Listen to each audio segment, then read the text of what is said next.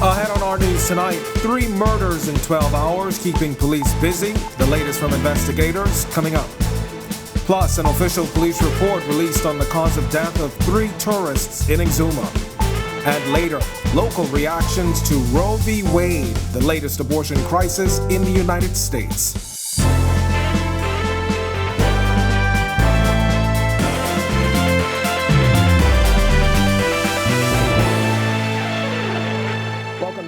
And thanks for joining us. I'm Kendino Knowles. Another 3 murders recorded Monday in the capital in less than 12 hours after a fairly quiet weekend, bringing the murder count to a whopping 13.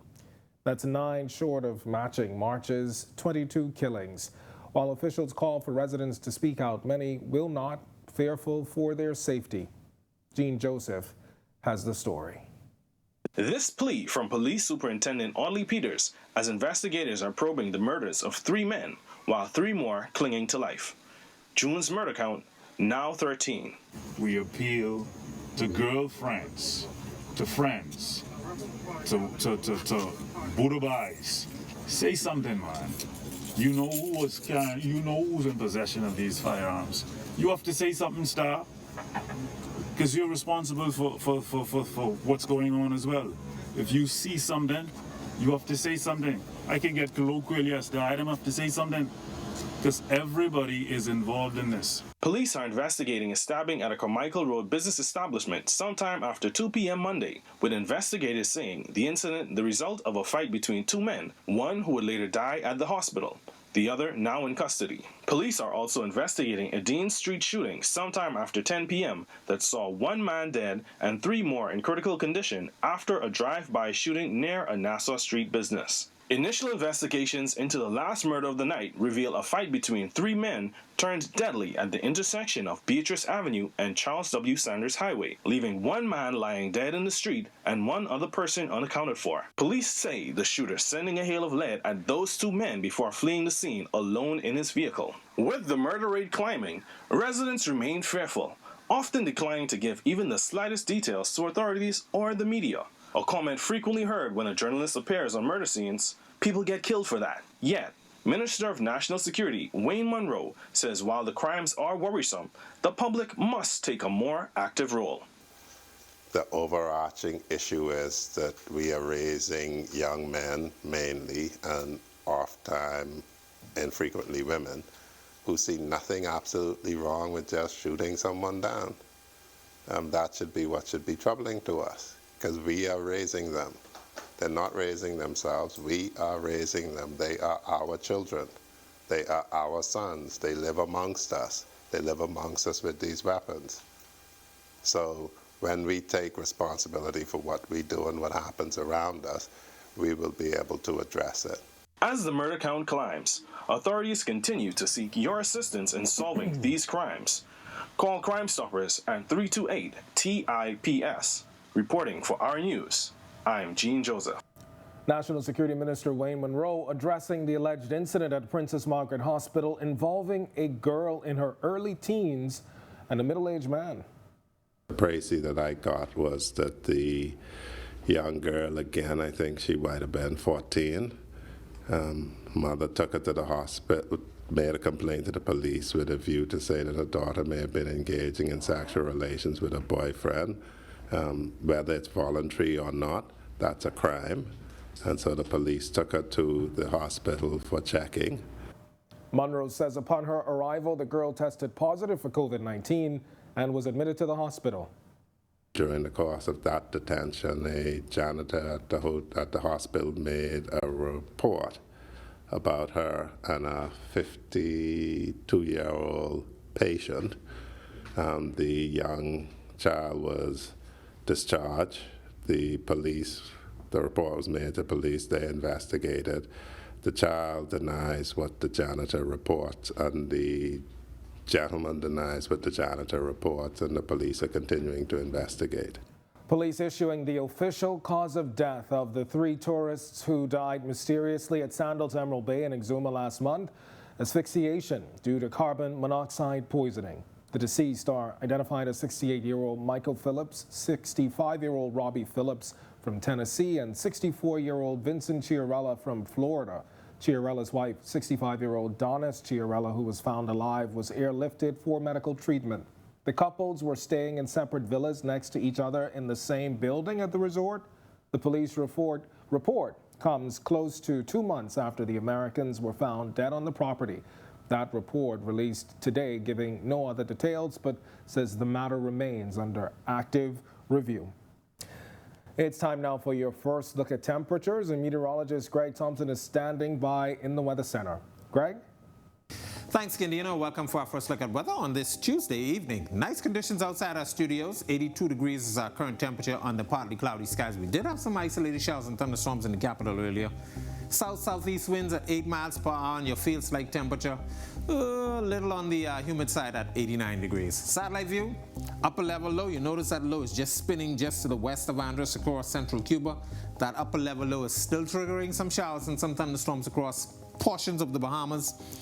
The southeast Bahamas a little clearer, but we still have a little bit of moisture in place. That low is going to be moving out towards the west. That will drag a lot of that weather along with it, but we will continue to see some more showers later on tonight through tomorrow. That's your first look at weather. Your extended forecast is still to come. All right, thanks a lot. And Greg is back with your extended weather forecast and a look at the tropics later on. Well, still to come on our news, the nation's chief talks rising cost of fuel and how his administration is trying to get a handle on the issue. Plus, pay me what you owe me. Find out why this group hit the pavement outside the office of the Prime Minister. And later, the United States striking down Roe v. Wade, how it is reigniting the discussion on abortion rights here at home. It's all coming up when our news returns. Mosquitoes becoming an issue? Struckham Commercial Pest Services is the #1 service provider for vanquishing those annoying bugs. Mosquitoes are more than a nuisance. They're also a health risk, transmitting diseases including malaria, dengue fever, and even the West Nile virus. With accredited verified training and technology, Struckham will deal with the conditions that invite mosquitoes, tackle current infestations, and stop their life cycle, therefore reducing the number of mosquitoes on your corporate property. Struckham, #1 in pest control services.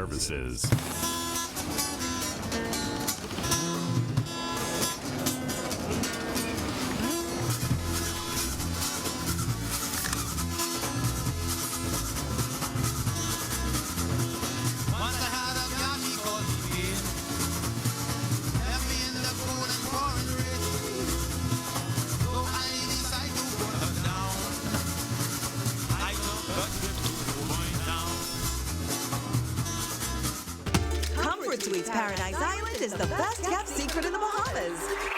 Located directly next door to the Atlantis Resort, you'll receive all the privileges of an Atlantis guest with all the benefits of a Comfort Suite stay. Enjoy everything Atlantis has to offer, including aquavented water park, plus all the amenities of Comfort Suites. Free Wi-Fi, free breakfast daily, and kids stay, play, and eat free. Visit ComfortSuitesPI.com. They say that when it hits you, it hits you. A feeling so strong that it's impossible not to give into. A juicy piece of KFC to feel elevated by the aroma and to free fall into its exciting flavor. Some call it love, attraction, desire. We call it KFC. Ignite your senses with KFC. The Davis administration says it is actively trying to mitigate any further fallout from rising fuel costs. This as the opposition is warning Bahamians to brace for a double increase in the cost of electricity. Prime Minister Philip Davis responding to questions about global pressures that are contributing to soaring fuel costs, including the Russian war in Ukraine. We have made strong representation to the U.S. to lift the sanctions in respect to that, and we hope to see that move very soon. So if our efforts to remove the other pressures that feed into increasing the cost of fuel, if those are released, as we expect them to, then there may not be a need for us to consider raising any further bills on the backs of the Bahamians. And the Prime Minister says he's looking at the arrangement between the United States and Venezuela as a possible regional solution. The Americans have allowed Venezuela to export to the European Union. The next step now is to deal with our situation here in the Caribbean, and hopefully, we just have to follow through on that. We have to deal with that this weekend in Suriname. That's high on the agenda, energy security, and having the sanctions in respect, because once the valve is released for Venezuela to provide fuel, we'll see a very significant downward trend on the cost of fuel.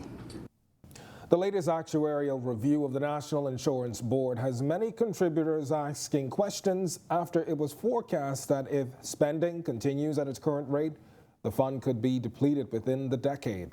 Marlena Leonard is following this story for us. Increasing the retirement age, drastic cuts, and increased NIB rates are all potential measures on the table to get the national insurance funds out of dangerous waters. The fund is under extreme pressure from the fact that we are paying out much more than we are taking in. The National Insurance Board's latest actuarial report reveals NIB would have to increase contribution rates by 2% in July and continue increases every 2 years until 2036, if it is to remain financially sustainable. Prior to Tuesday's cabinet meeting, State Minister Miles Larota sharing how NIB finds itself in this financial position. He cites red flags as far back as 2002. The reality is, years ago we had about 13, almost 14 people that was paying towards the benefits of one person. That number has reduced to, I think, less than half of that, and I think by 2040 it should be about 3.9 persons to one pensioner. Also of note, some $250 million in unemployment benefits and assistance were paid out between COVID-19 and Hurricane Dorian claims. Prime Minister Philip Davis was asked about the findings of that report on returning home on Monday afternoon. His response was pretty much the same, saying this is not groundbreaking news to the government. The report is nothing new. We expected the same report. They are the technocrats who are advising us. We are the political electorate. We have to find ways and means of softening any increases. The report in question takes into account NIB's annual income, which comes from contributions and investment earnings. And this is insufficient to pay the annual expenditures. In a project between NIB and the International Labour Organization, they've found in this report. The State Minister reminds the public that this report is a recommendation. Government will ultimately decide how much of the advice is implemented. The report is actually a recommendation, and if you look down, it's basically saying for the fund to remain solvent, we're going to have to do different things. You're going to have to increase contributions, you're going to have to cut benefits, and you're going to have to increase the retirement age. If NIB continues at its current payout rate, this report forecasts that the reserves will be depleted by 2028. Reporting for our news, I'm Marlena Leonard. Thanks a lot, Marlena. Well, a group of independent contractors demanding monies owed to them by the government. Intern Joshua Williams was at a protest outside the office of the Prime Minister as those contractors vented about all their frustrations. Pay us now and give us what we're owed, are the cries of independent contract workers protesting outside the office of the Prime Minister this morning, demanding they be paid for services rendered. Some protesters claiming they are owed for services rendered as far back as last summer. Richard Johnson is the organizer of the protest. There are persons who are standing here today who have not received any thing on their contract from last year, August, September. And so what they would have paid out, they would have paid up to December, just a few, but you still have people who have outstanding monies from last year, August and July. Johnson says the majority of those affected were contracted by the Bahamas Public Parks and Public Beaches Authority. However, he says efforts to address their needs have been insufficient. They said that they were going to do a welcome desk, a help desk, to assist people who behind me and many others about their issues that have never took place. And that's why we're here today. We can't get no response from the executive chairman, none. We are the taxpayers and we pay them. We don't work for them, they work for us. The frustrations of contractors are evident, especially those like Pamela Miller, whose services was terminated last December. You get rent to pay, mortgages, light bill, children to feed, and now these children are home from school, and so it's worse. So We just pleading for the government to consider us as Bahamians first and make sure that these people are properly compensated.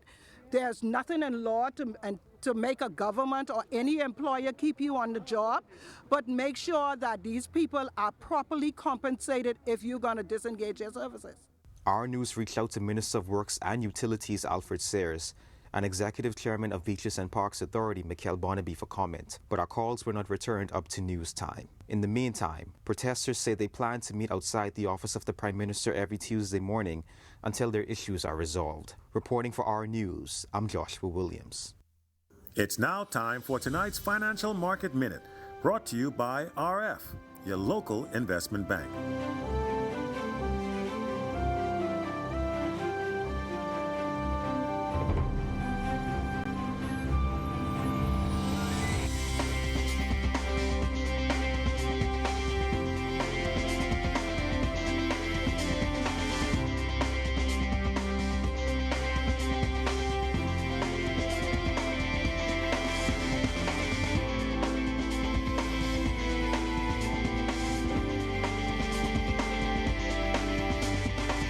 This has been your Financial Market Minute. To explore the best performing mutual funds in the Bahamas, visit our website at www.rfgroup.com. When our news comes back from the break, Bahamians remain divided over abortion rights. The story coming up. Plus, coming up in sports for you tonight, we'll take a look at one of our youth baseball teams as they went through a set of games in Florida. Kai Jones visits a local baseball camp, and one of our local high jumpers calling for more support. That's coming up in sports. And eye on the tropics in your extended weather forecast. The details when our news returns. Almost every journey starts with your car. We spend most of the early stages of our lives anticipating getting our first set of wheels. When that moment finally comes, let AID be there for all your auto needs. Make it yours by accessorizing, maintaining, and repairing your car with AID. Whether you're a professional mechanic, a recent graduate, a full-time mom, or an I can fix that kind of guy, or if you're completely clueless about what your car needs, AID will assist in providing a large variety of auto parts, a diagnostic center, and great customer service. For all life's auto journeys, we're here. AID, all you really need and more.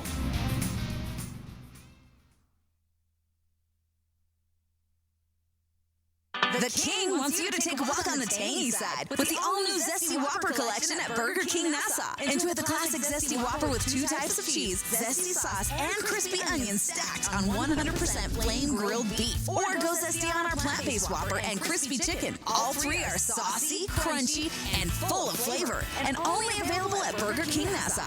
Visit any of our 7 locations and enjoy a Zesty Whopper as a combo or as part of the King's Feast at Burger King Nassau, where taste is king.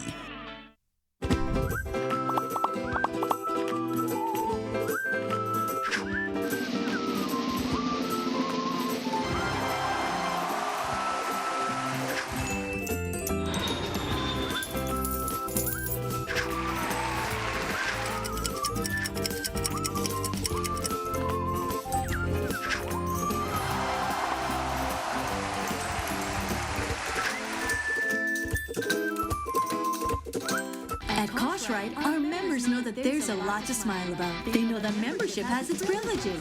Guaranteed low pricing on every item, every time you shop. Each membership comes with 2 cards. That's one for you and a free card for a member of your household. Gold card holders earn an annual 2% rebate up to $500. Koshrai members get discounts at other participating businesses. So that's a lot to smile about. Whether it be clothing, appliances, home goods, or groceries, shop at Koshrai, where membership truly has its privileges. This is our news. Welcome back.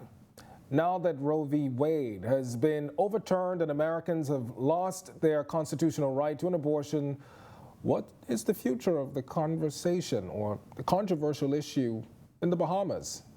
Jared Higgs, who explores the issue last month, tells us that members of the public remain divided. With the United States Supreme Court striking down Roe v. Wade, a landmark 1973 ruling that the U.S. Constitution protected a pregnant woman's liberty to have an abortion without excessive government restrictions, some are questioning what impact, if any, that may have on the Bahamas. Many Bahamians who are pro-life or anti-abortion point to their Christian faith as the foundation for their stance, while virtually everybody I interviewed who was against abortion supported a woman terminating a pregnancy in the event of rape or incest.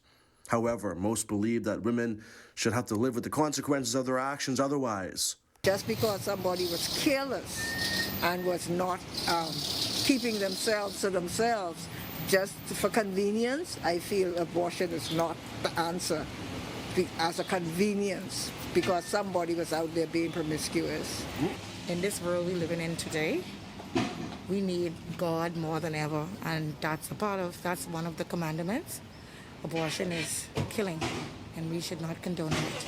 You know the consequences of your actions. So if you choose to go and do whatever you want to do, then hey, and you choose to conceive a child, I mean, that's just like taking, like I said, it's just like taking a life. On the other hand, many younger Bahamians are pro-choice, like this 22-year-old accounts clerk and this 16-year-old who was accompanied by her stepmother. And I feel as though the court doesn't have the right to say what a woman should do with her body. Because at the end of the day, it's my body. And I should be able to, get to say what I should be able to do with my body. So I don't feel as though they have a right to say. Maybe they aren't financially stable. Maybe, you don't know, their parents might be kicking them out the house. You have to think about the parents' decision, okay? It's not just out of selfishness or because they don't want the child. It's just because they have to think about if it will benefit the child to have it. Abortion is illegal in the Bahamas, although a 2012 UN report revealed that government was aware of cases where licensed physicians performed abortions for justifiable reasons. At the time, government said such abortions were possible because the law against abortions was interpreted liberally. And there are many, like this IT specialist who's approaching 30, who say women who want an abortion will find a way. I mean, the reality is it's going to happen whether it's legal or not. So it should at least be safe. Reporting for Our News, I'm Jared Higgs. And a group of young baseball players getting some good work in Florida. Meanwhile, Bahamian NBA player Kai Jones pays a visit to a local camp. Marcellus Hall is up now with sports. Welcome to our sports, everybody. I'm Marcellus Hall. Jazz Chisholm didn't play last night, but we want to keep it in the forefront of your brains to go and vote at the MLB website, as he's now vying to be a starter at this year's All-Star game. The way you can do that is if you go to that site and click vote, and of course, vote for Jazz at second base in the National League up to 5 times a day. And of course, let's get him in there. It's historic, and if he can get it done, he will, of course, appreciate that, as will the rest of the country. Meanwhile, speaking of baseball, we had one of our youth baseball leagues in action in Florida this past weekend. Let's take a look. Florida, a hub for baseball this past weekend, as even during the Bahamas Heritage Night with Jazz Chisholm, I-Elite, the squad playing in Miami Lakes. They took on a team out of Australia in some exhibition baseball. Bahamas losing this particular matchup here, but they did win the day before. Good showing for the squad. I-Elite coach Jerron Sands talking about the exposure and getting his kids opportunities. It's very, very important, especially against high quality competition. With that team being mostly 19-year-old kids from Australia. You can see them big strapping guys. Versus our 14, 15, 16-year-olds. It's very important to have that level of competition to push our guys, and with the reps. If we could get those kind of games every day or every week, 3 times a week, the sky's the limit for these guys. Meanwhile, here in New Providence, Kai Jones paying a visit to the home shores. Today, Kai Jones stopping by the Danico Bowls basketball camp, interacting with the kids and having a pretty good time in the process. Afterwards, the 6'10" Charlotte Hornets power forward talking about the chance to interact with kids who are looking to perhaps join him in the NBA.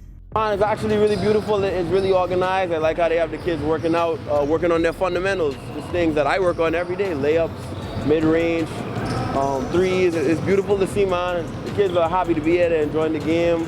So it's awesome, man. I'm glad to see it. And recently, In fact, this past weekend at the Track and Field Nationals, a number of Bahamian athletes who will all be looking for chances to compete at the upcoming World Championships in Oregon, including high jumper Donald Thomas. Now, Thomas, talking with our Sasha Lightman, got a little bit emotional when he talked about support or lack thereof from the Bahamian populace. I've been jumping from 2006, and I feel like when I come home, I don't get the support from the Bahamian people. So, I mean, it is what it is. You know what I mean? I put bombers on my back every time I go out there and jump. So, I mean, I'd like to see it replicated back to me. All right, thanks a lot. That was our Marcellus Hall reporting for us tonight. Well, still to come on our news, Greg is back in the Weather Center with your extended weather forecast and a look at the tropics. It's all coming up when our news returns. When you combine decadence, luxury, passion, and attention to detail, you've described Café Channy, Noël, and Patisserie. Signature authentic French macarons, croissants, pastries for breakfast and lunch will take you on a European Epicurean journey. Enjoy your favorite handcrafted cocktails, coffees, cappuccinos, espressos, and lattes. Life is sweet at Café Channy, Noël.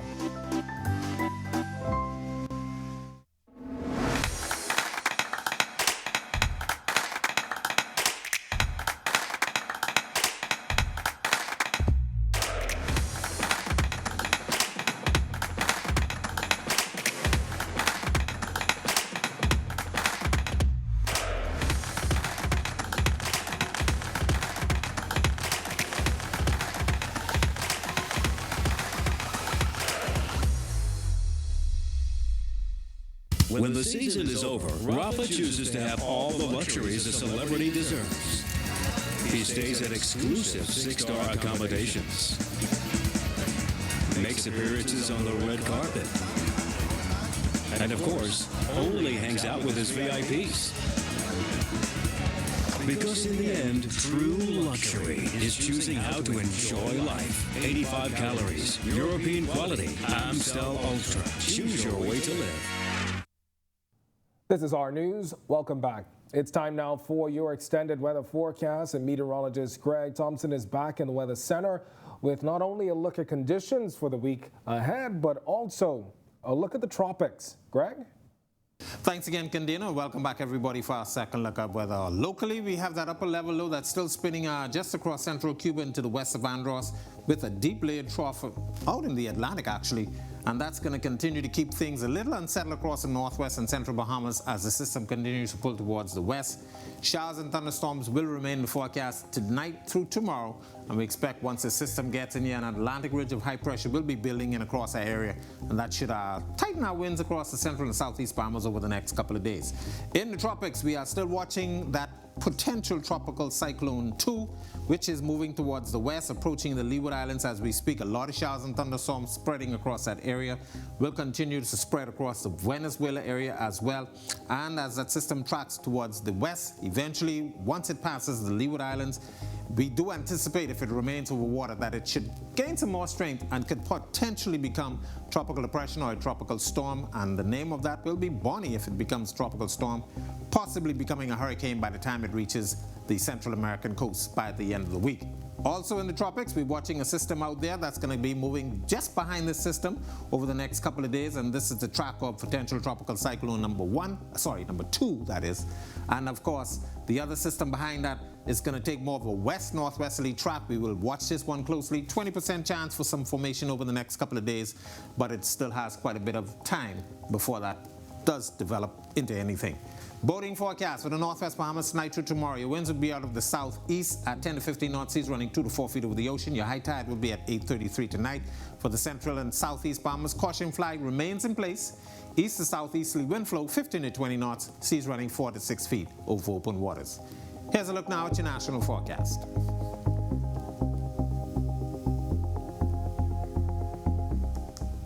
In your 7-day forecast, showers in the forecast once again tomorrow, and as I mentioned, that upper level low should pull out towards the west away from us, and those showers will be tapering off, and another low level trough should get near sometime by the end of the week, so we could see some more showers by the weekend, and of course we will continue to monitor the tropics.